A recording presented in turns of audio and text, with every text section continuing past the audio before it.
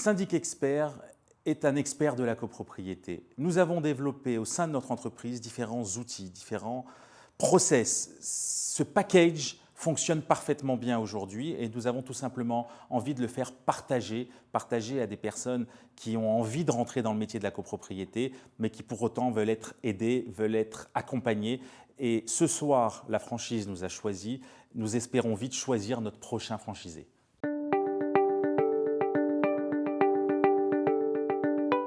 Notre concept est duplicable parce que nous avons créé des outils qui sont exclusifs, des outils qui permettent de fluidifier les relations avec nos clients, des outils qui, à tous les niveaux, nous permettent de créer de la valeur ajoutée.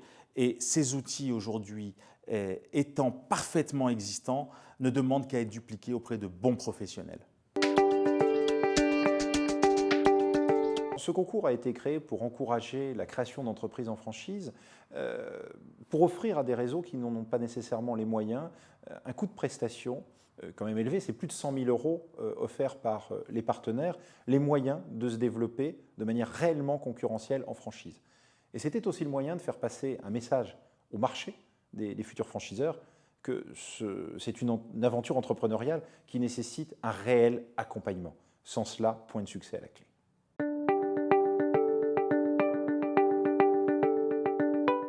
Tout d'abord, l'expérimentation et le formatage du concept qui doit être rentable. C'est la rentabilité qui fonde la faisabilité en franchise. Ensuite, la volonté de se développer en franchise. Il faut que le dirigeant soit charismatique et ait envie de devenir le leader de son marché et d'entraîner derrière lui, par la conviction, d'autres entrepreneurs indépendants. En dernier lieu, les moyens affectés. La franchise n'est pas la voie de développement du pauvre. Elle nécessite des capitaux qui doivent être investis en moyens, en conseils et aussi en hommes avec des salariés qualifiés.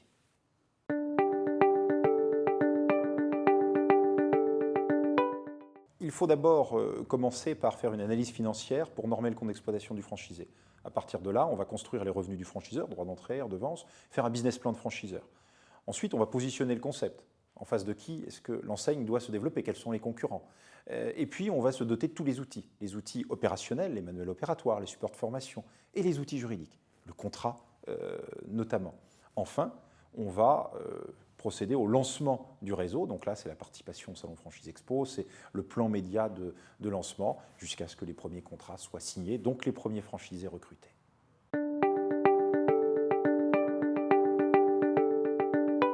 La franchise s'est beaucoup professionnalisée. Le président de la Fédération française de la franchise, M. René Prévost, disait tout à l'heure que de 70 réseaux en 1970, nous sommes passés aujourd'hui à presque 1900 réseaux.